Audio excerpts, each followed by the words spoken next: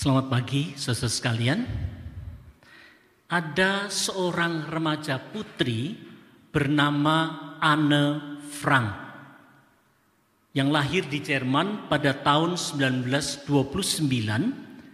yang pernah mengalami situasi yang sangat sulit di masa pemerintahan Nazi Jerman. Di buku yang ditulisnya dari persembunyiannya di kota Amsterdam, Belanda, ia menulis catatan hariannya atau diary-nya yang diterjemahkan ke dalam bahasa Indonesia dengan judul Catatan Harian Anne Frank. Karena ia dari keluarga Yahudi, di umur 13 tahun, Anne Frank harus bersembunyi selama 2 tahun di belakang rak buku tempat ayahnya bekerja di kota Amsterdam. Sampai akhirnya ia ditemukan oleh Nazi, ditangkap dan dimasukkan ke kamp konsentrasi, dan akhirnya di umur 16 tahun karena menderita sakit berat ia meninggal dunia pada umur 16 tahun. Buku harian itu menceritakan pengalaman, perasaan, juga pikiran-pikiran Anne Frank selama ia berada 2 tahun di persembunyian tersebut. Situasi yang dihadapi Anne Frank seperti yang diceritakan dalam bukunya itu adalah sebuah contoh situasi kehidupan yang sangat sulit yang dihadapinya. Pernahkah Anda dan saya menghadapi situasi sulit dalam kehidupan kita sehingga kita jadi stres berat? Mungkin situasinya tidak sesulit Anne Frank, tetapi tetap saja kita masing-masing tentu dihadapkan pada situasi yang sulit yang membuat kita stres.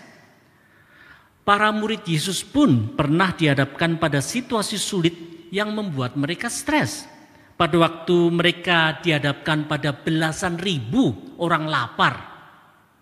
Bagaimana solusi atas permasalahan ini dan pelajaran apa yang kita bisa tarik dari cerita ini? Hari ini, saudara sekalian, kita akan belajar dari mujizat 5 roti dan 2 ikan dari Yohanes 6 ayat 1 sampai 15 yang akan saya bagi dalam 4 bagian. Di bagian pertama dari ayat 1 sampai 9 kita akan melihat apa kemustahilan yang membuat para murid stres dan mengapa Yesus memperkenankannya. Di bagian kedua dari ayat 10 dan 11 kita akan belajar bagaimana sih jalan keluar yang dilakukan Yesus untuk mengatasi kemustahilan itu. Kemudian di bagian ketiga dan keempat dari ayat 12 sampai 15 kita akan belajar tentang 2 peringatan yang harus kita camkan yang menjadi catatan penting bagi Anda dan saya. Marilah sekarang kita membaca dari Yohanes 6 ayat 1 sampai 15 yang menjadi perikop bahasan kita pada hari ini. Yohanes 6 ayat 1 sampai dengan 15. Yohanes 6 ayat 1 sampai dengan 15. Saya akan membacanya.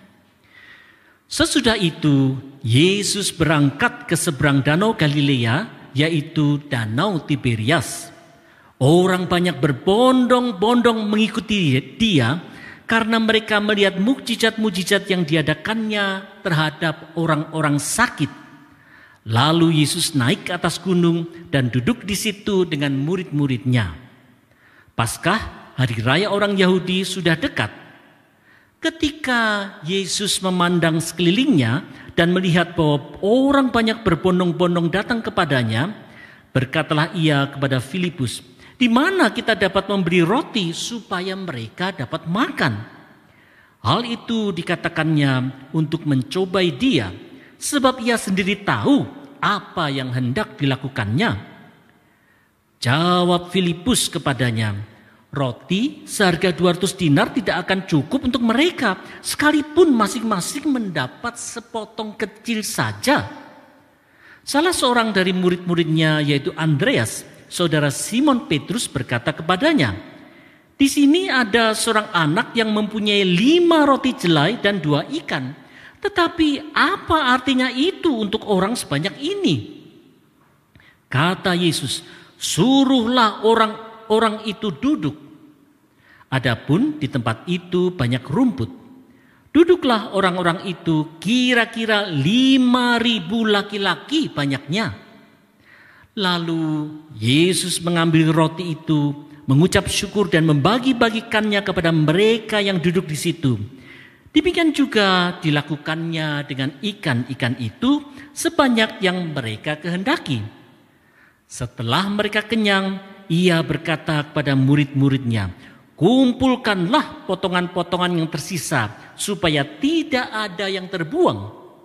Mereka pun mengumpulkannya dan mengisi 12 bakul penuh dengan potongan-potongan dari kelima roti jelai yang tersisa setelah orang makan. Ketika orang-orang itu melihat tanda mujizat yang telah diperbuatnya, mereka berkata, "Dia ini benar-benar nabi yang akan datang ke dalam dunia." Karena Yesus tahu bahwa mereka hendak datang dan hendak membawa dia dengan paksa untuk menjadikan dia raja, ia menyingkir lagi ke gunung seorang diri. Demikianlah firman Tuhan. Berbahagialah mereka yang mendengarkan firman dan yang memeliharanya. Haleluya.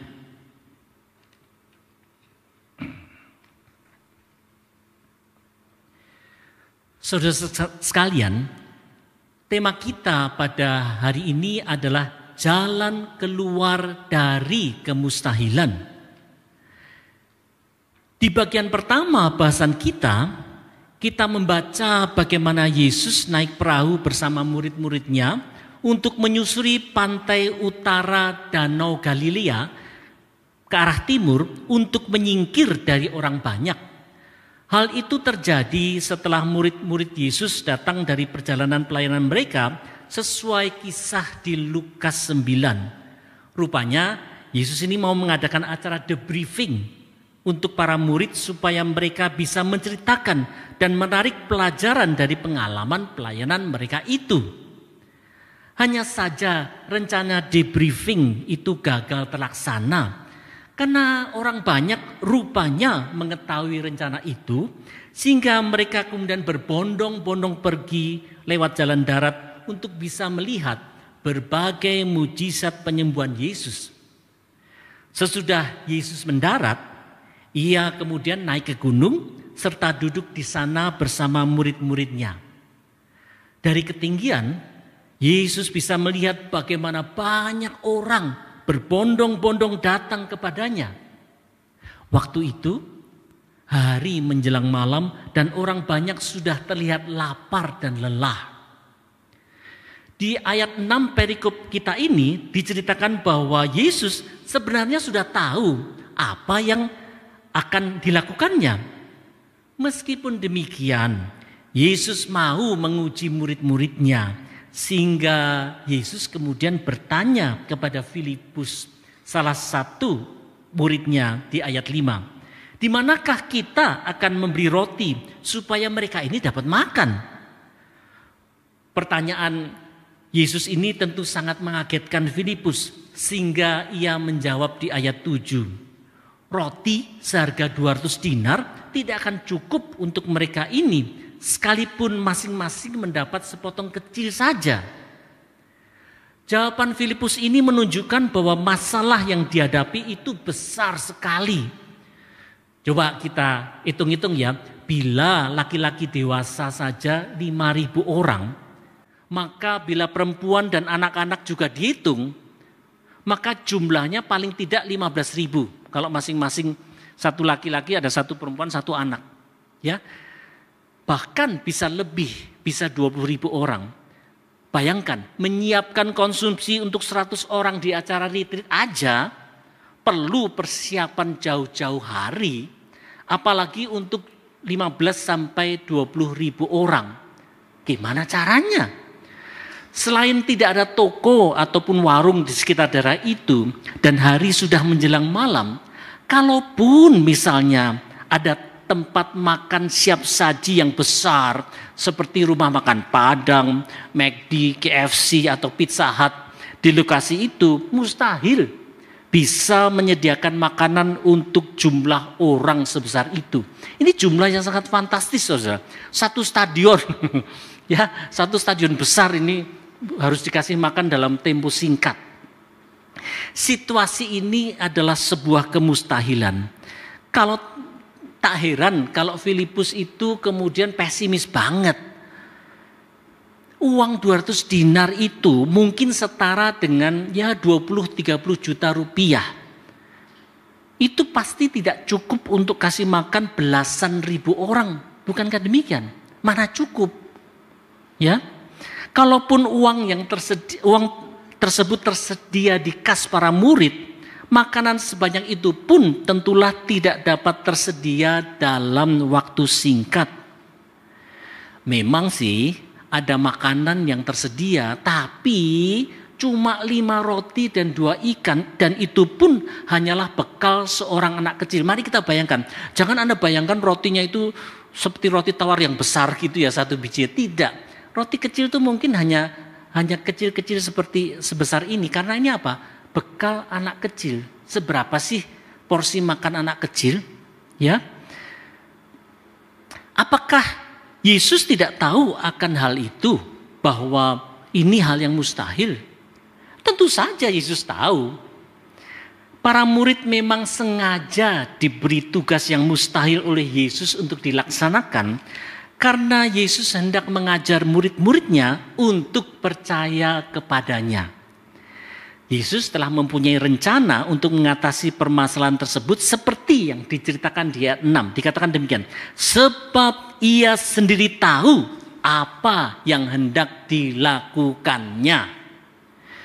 Tuhan Yesus hendak mengajar murid-muridnya untuk makin memahami siapa Yesus sesungguhnya, yaitu Anak Allah yang berkuasa. Solusi atas hal yang mustahil itu memang sebuah demonstrasi akan keilahian dan kekuasaan Yesus. Saudara-saudara sekalian, saya pernah melihat promosi ini ya di sebuah website dari sebuah security company, perusahaan yang menangani keamanan rumah, tentang Great Grand Master Key, yaitu sebuah anak kunci yang dapat membuka semua pintu yang ada di sebuah rumah besar atau bahkan di sebuah kompleks perumahan. Anak kunci ini bukan hanya sebuah master key yang dapat membuka beberapa kunci pintu, tetapi anak kunci jenis Great Grand Master Key ini dapat membuka puluhan bahkan ratusan pintu di lokasi itu. Pemegang jenis kunci ini tentulah hanya orang yang memiliki otoritas tertinggi. Soalnya dia bisa masuk ke sana kemari kan.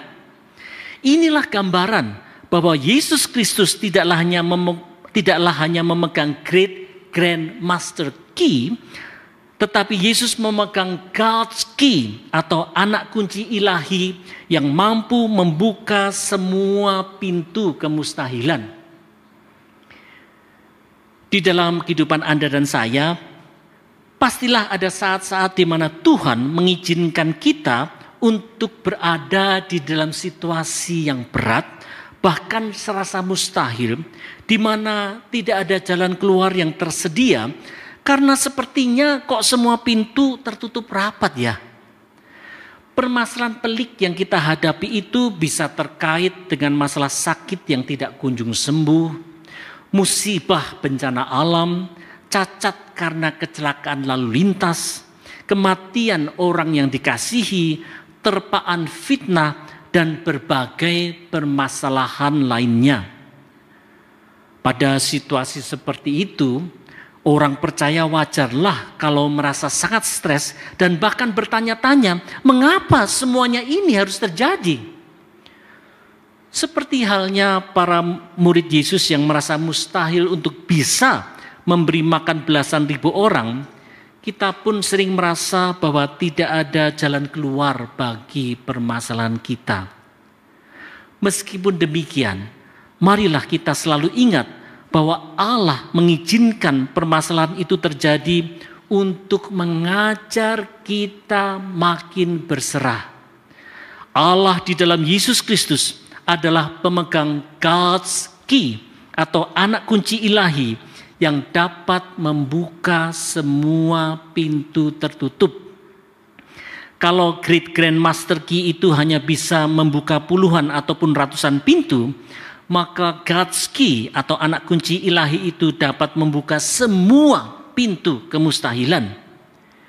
Yang kita harus yakini adalah bahwa bila Allah mengizinkan sesuatu terjadi di dalam kehidupan Anda dan saya, maka Allah mempunyai rencana yang baik untuk kita, seperti yang dinyatakannya di Roma 8 ayat 28. Kita tahu sekarang bahwa Allah turut bekerja dalam segala sesuatu untuk mendatangkan kebaikan bagi mereka yang mengasihi Dia, yaitu bagi mereka yang terpanggil sesuai dengan rencana Allah. Allah tahu apa yang akan dilakukannya untuk kehidupan orang percaya, yaitu kehidupan Anda dan saya. Yang terpenting adalah orang percaya harus terus menaruh percaya bahwa Allah mempunyai rencana yang baik bagi kita dan Allah mampu menolong kita seberat apapun tantangan yang kita hadapi. Inilah pelajaran yang kita perlu camkan dalam kehidupan kita. Saudara-saudara sekalian, melanjutkan bahasan kita dari cerita 5 roti 2 ikan, bagaimana kemudian Yesus menghadapi krisis makan malam bagi belasan ribu orang di pantai utara Danau Galilea. Kalau kita menengok kembali kisah di tepi Danau Galilea itu, maka kita melihat bahwa Yesus tidak tinggal diam melihat murid-muridnya kebingungan dan stres.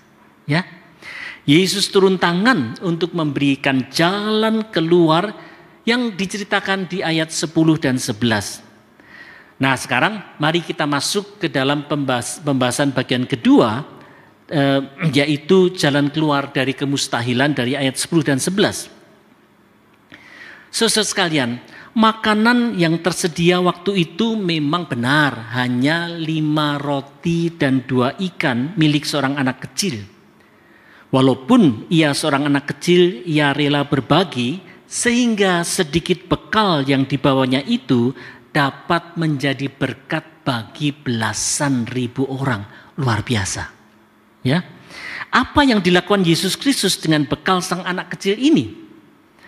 Berbeda dengan mujizat penyembuhan mata Bartimeus ataupun mujizat penyembuhan anak Yairus ataupun mujizat air menjadi anggur.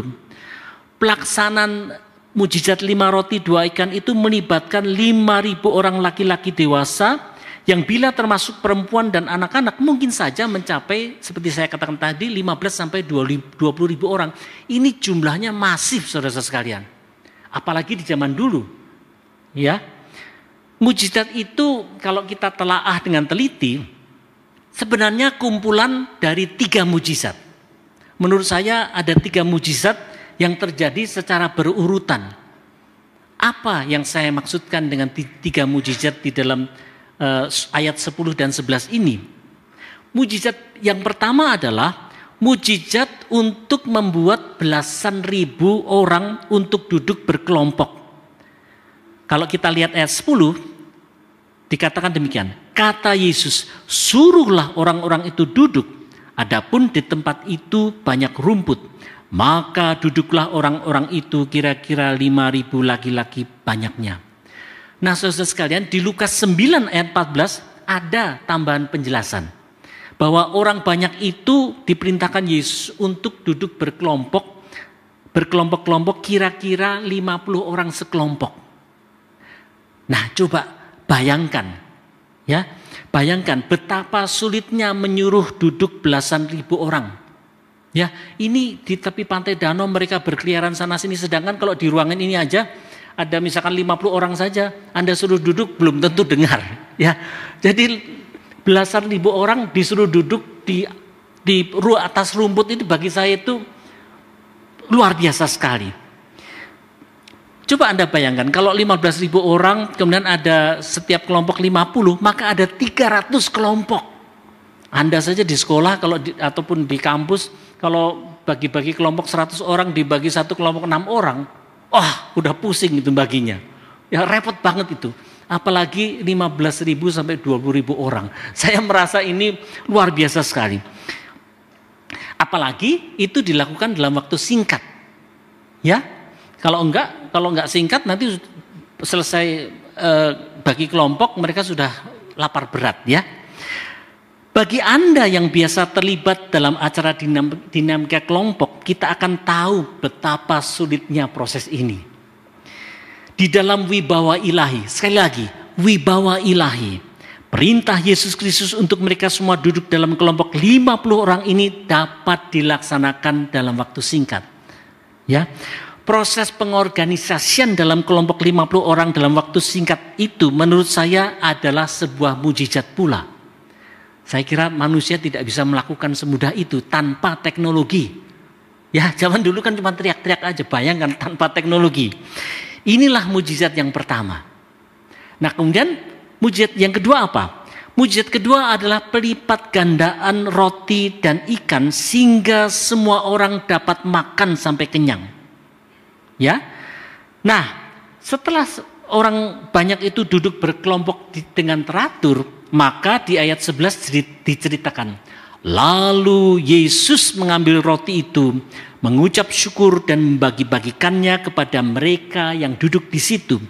Demikian juga dibuatnya dengan ikan-ikan itu sebanyak yang mereka kehendaki. Bayangkan saudara, belasan ribu orang dapat makan sepuasnya. Artinya 5 roti dan 2 ikan itu dijadikan Yesus untuk all you can eat buffet. Ya, all you can eat buffet. Kalau seorang anak kecil saja porsi makannya adalah 5 roti dan 2 ikan yang bisa habis dimakannya, apalagi porsi orang dewasa yang sedang lapar. Bayangkan kalau Anda sedang lapar, roti-roti kecil 5 jatahnya anak kecil, pasti Anda babat habis, bahkan kurang. Ya, jadi dengan demikian, jangan-jangan porsi orang dewasa itu bisa 3-4 kali lebih banyak dari porsi anak-anak, wajar banget kan? Ya, jadi dengan demikian, kalau kita anggap 5 roti dan 2 ikan itu satu porsi aja ya, maka berapa puluh ribu porsi yang harus disediakan Yesus dalam mujizat itu. Pada waktu saya membayangkan itu, saya betul-betul takjub, terkagum-kagum, terheran-heran. Dan kemudian bahkan mereka itu makan sampai kenyang, sampai berlebih. Ya, jadi kalau Anda pergi ke restoran all you can eat ya, Anda bisa membayangkan Anda makan sampai kadang-kadang ada tersisa ya makanannya, karena banyak sekali yang Anda makan kalau seperti itu. Bagaimana mekanisme pelipat gandaan makanan itu terjadi tidaklah diceritakan di Alkitab. Yang jelas itu adalah sebuah mujizat yang dilakukan oleh Yesus. Bagaimana dengan mujizat yang ketiga? Mujizat ketiga itu adalah proses pendistribusian roti dan ikan tersebut sampai orang banyak tidak berebut dan terinjak-injak. Ya, Anda tahu kalau orang antri makanan sedang lapar ya. Anda mendengar atau melihat di YouTube atau di TV bagaimana orang antri kemudian rebutan dan terinjak-injak. Itu tidak terjadi walaupun orangnya belasan ribu. Apalagi ini orang lapar ya. Ini memang sebuah mujizat tersendiri yang sangatlah mengagumkan. Wibawa dan kuasa Yesus Kristuslah yang memungkinkan proses pendistribusian roti dan ikan itu dapat berjalan dengan aman dan tertib. Ya, luar biasa ini cerita ini.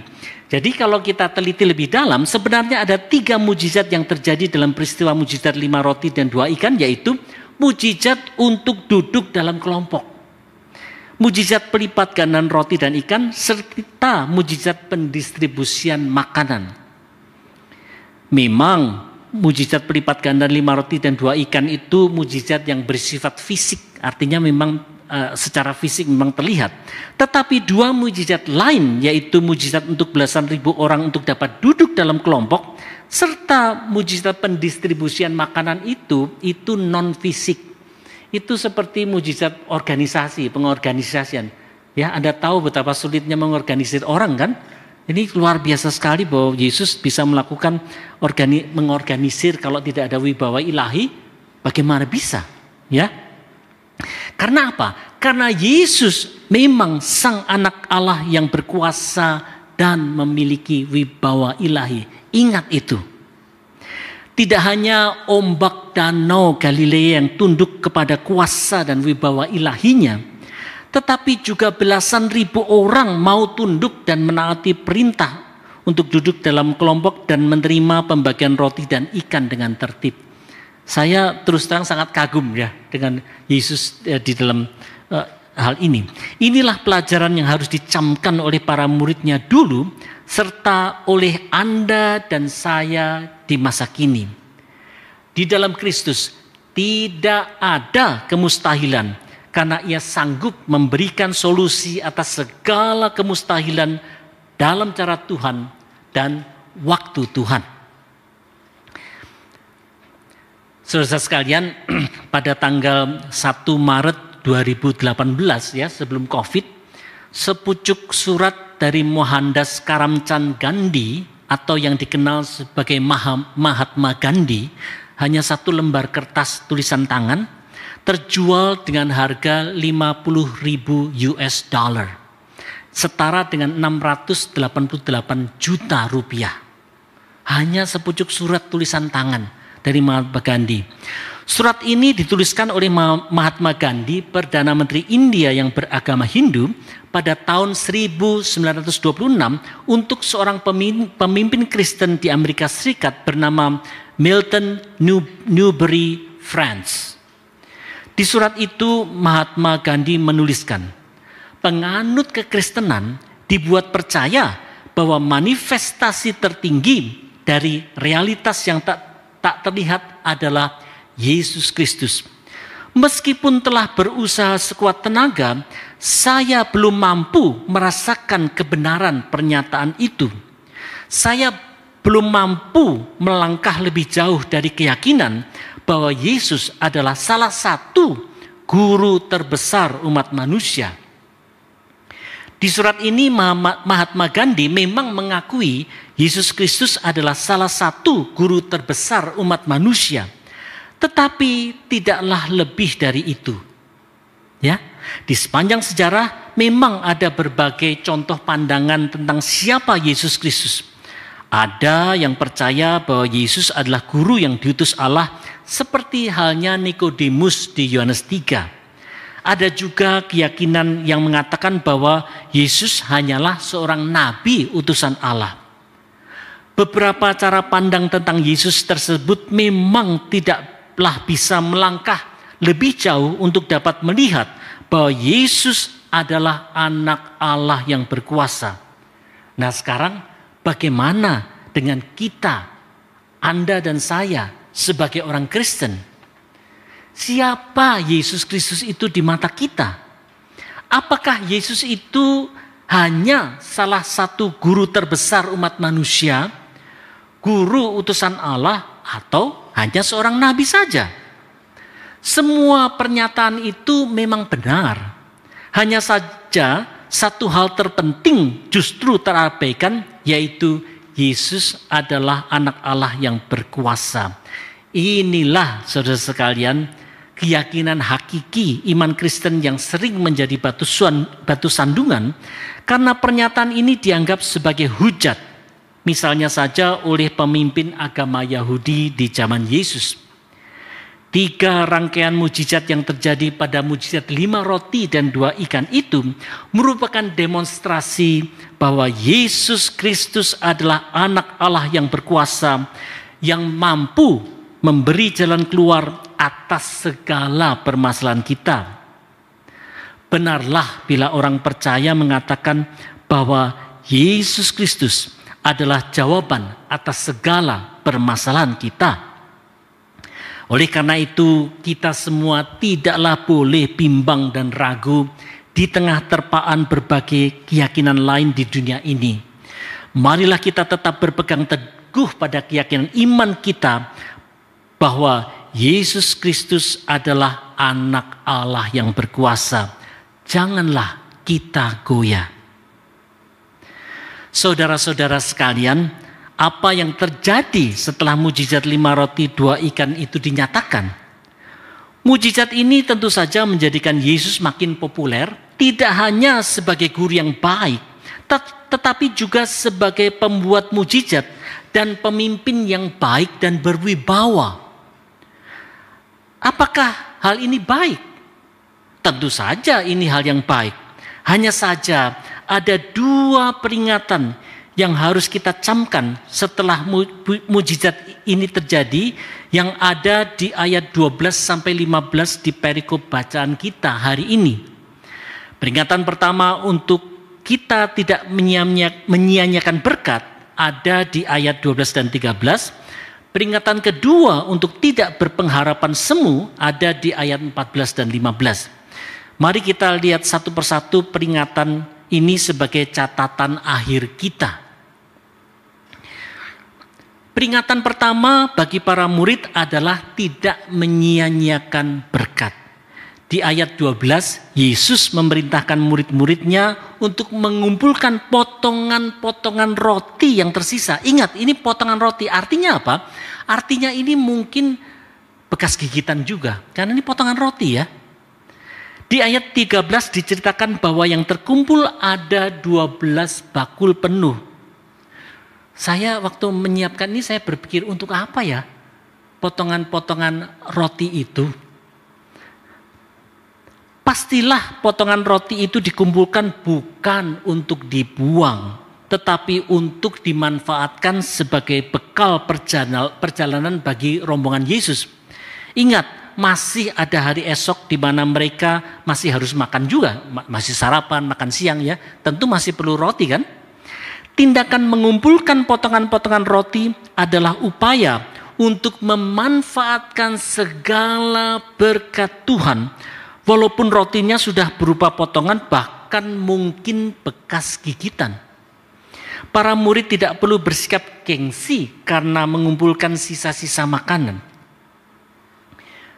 Saudara-saudara sekalian, prinsip pemanfaatan berkat Tuhan secara efektif, efisien, dan hemat adalah cara pemanfaatan yang menghargai berkat Tuhan. Walaupun berkat Tuhan itu cuma terlihat kecil dan kurang berarti, tidaklah kemudian menjadikan kita menganggap enteng berkat Tuhan atau take it for granted. Kita harus menghargai berkat Tuhan terlepas apakah secara kuantitasnya cukup banyak atau tidak. Juga secara kualitas, apakah berkat itu berupa barang baru ataupun barang bekas, sekalipun haruslah tetap dihargai dan tidak disia-siakan. Tidak menyia-nyiakan berkat Tuhan ini sebenarnya mengajarkan kepada kita gaya hidup yang berkelanjutan atau sustainable lifestyle yang menjauhi sikap arogansi dalam hidup.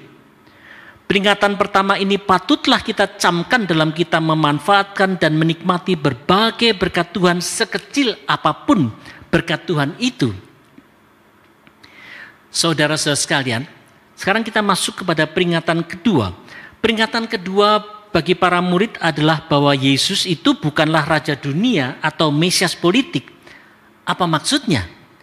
Di ayat 14 diceritakan bahwa setelah orang banyak melihat mujizat 5 roti 2 ikan, mereka berkata, dia ini adalah benar-benar nabi yang akan datang ke dalam dunia.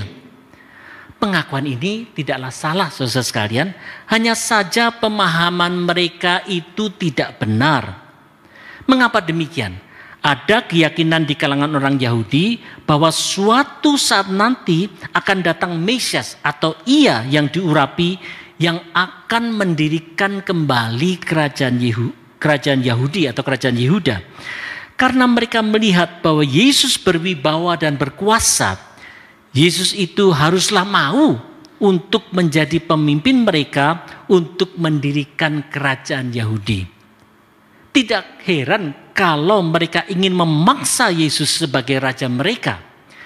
Yesus memang sang Mesias, tetapi Yesus itu bukan Mesias politik sebagai pembebas dari penjajahan Roma. Tetapi Yesus adalah Mesias sebagai pembebas dari dosa manusia.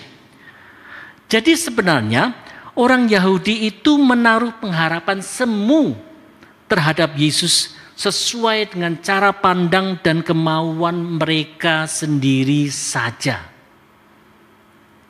Saudara-saudara sekalian, menaruh pengharapan semu yang menjadi peringatan kedua dari bahasan kita hari ini sangatlah penting untuk kita camkan dalam kehidupan kita. Kalau dulu orang Yahudi menaruh pengharapan semu bahwa Yesus adalah pemimpin dan pembebas dari penjajahan Roma, apakah ada pengharapan semu dalam kita mengikut Yesus di masa kini? Di dalam konteks kita, mungkin saja ada yang berpandangan bahwa Yesus itu adalah penolong untuk kita bisa hidup berkelimpahan secara materi. Pokoknya kalau ikut Yesus, orang Kristen tidak boleh miskin karena kemiskinan adalah dosa. Contoh pengharapan semu yang lain adalah bahwa bila kita mengikut Kristus, maka kita tidak akan sakit karena penyakit itu adalah hukuman akibat kita sudah berbuat dosa. Itu hanyalah contoh bagaimana orang percaya sering menjadikan Yesus sebagai sosok yang disesuaikan dengan kemauan manusia dan bukan kemauan Allah. Kemauan Allah itu sudah jelas bahwa Yesus adalah anak Allah yang berkuasa yang diutus oleh Bapa untuk menyelamatkan manusia dari dosa-dosa mereka. Janganlah kita menaruh pengharapan semu, tetaplah berpegang pada keyakinan iman kita tentang siapa Yesus Kristus sesuai yang dinyatakan di dalam Alkitab. Saudara-saudara sekalian, sebagai penutup, mari kita lihat kembali intisari pelajaran Alkitab kita dari Yohanes 6 ayat 1-15 yang kita bahas pada hari ini. Yang pertama, bila kita menghadapi suatu kemustahilan, percayalah bahwa Allah punya rencana untuk kebaikan kita. Yang kedua, percayalah bahwa Allah mempunyai solusi atas segala kemustahilan. Allah akan memberi jalan keluar menurut cara Tuhan di waktu Tuhan. Yang ketiga, dalam kita menjalani kehidupan kita sebagai orang percaya, janganlah kita menyia-nyiakan berkat Tuhan. Pupuklah gaya hidup yang menghargai setiap berkat Tuhan, sekecil apapun itu. Yang keempat, dalam kita menaruh pengharapan kita kepada Yesus Kristus, janganlah kita memupuk pengharapan semu sesuai dengan kemauan kita sendiri.